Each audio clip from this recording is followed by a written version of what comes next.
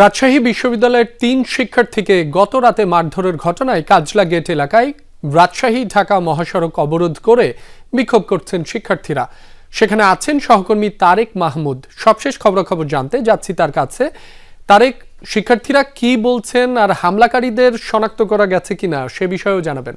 রাবি, প্রশাসনের সাথে আমি কথা বলেছি। এখন পর্যন্ত কিন্তু হামলাকারীদের শনাক্ত করা যায়নি। তারা চেষ্টা চালিয়ে যাচ্ছেন হামলাকারীদের গ্রেপ্তার করার জন্য, এবং শিক্ষার্থীদের দাবি এই যে হামলা যারা করেছে তাদের দ্রুত যেন গ্রেপ্তার করা হয় এবং তাদেরকে চিহ্নিত করে তাদের যথাযথ বিচার যেন নিশ্চিত করা হয়। শিক্ষার্থীদের দাবি এটা, এবং সেই সাথে সাথে রাজশাহী বিশ্ববিদ্যালয়ের যেন এমন কোনো ঘটনা না ঘটে এবং প্রত্যেকটা শিক্ষার্থীর নিরাপত্তা নিশ্চিত করার দাবিতে মূলত রাজশাহী বিশ্ববিদ্যালয়ের এই যে কাজলা গেটটি রয়েছে, কাজলা গেটের রাজশাহী ঢাকা মহাসড়কে কিন্তু শিক্ষার্থীরা অবস্থান নিয়েছেন। দুইটি বিভাগের শিক্ষার্থীরা, ফিন্যান্স এবং চারুকলা বিভাগের শিক্ষার্থীরা তারা অবস্থান নিয়ে বিক্ষোভ করছেন, এবং এখন পর্যন্ত রাজশাহী ঢাকা মহাসড়কের যে যান চলাচল সেটি কিন্তু বন্ধ রয়েছে।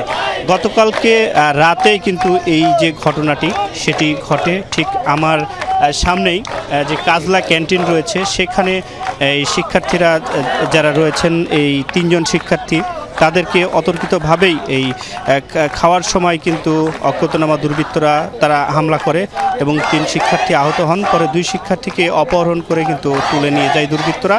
আহত অবস্থায় তাদেরকে রাজশাহীর বিশ্ববিদ্যালয়ের যে এই কাজলা গেট সেখান থেকে কিন্তু নিয়ে যাওয়া হয়, এবং তাদেরকে বিশ্ববিদ্যালয় এবং কাজলা গেটের অপরদিকে একটি মোড় থেকে কিন্তু তাদেরকে উদ্ধার করা হয়, এবং সেই সাথে সাথে তাদেরকে রাজশাহী মেডিকেল কলেজ হাসপাতালে নিয়ে যাওয়া হয়, প্রাথমিক চিকিৎসা দেওয়া হয়েছে, এবং এখন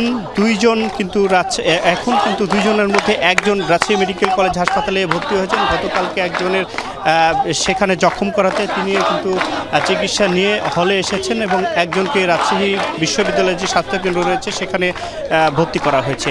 এখন পর্যন্ত আইনশৃঙ্খলা বাহিনীর সদস্যরা এই হামলাকারীদের নিশ্চিত করার জন্য, তাদেরকে গ্রেপ্তার করার জন্য কাজ করছেন, এবং শিক্ষার্থীরাও কিন্তু তারা হামলাকারীদের বিচারের দাবিতে রাজশাহী ঢাকা মহাসড়ক অবরোধ করে তারা আন্দোলন চালিয়ে যাচ্ছেন। রাব্বি, তারেক, আপনাকে ধন্যবাদ।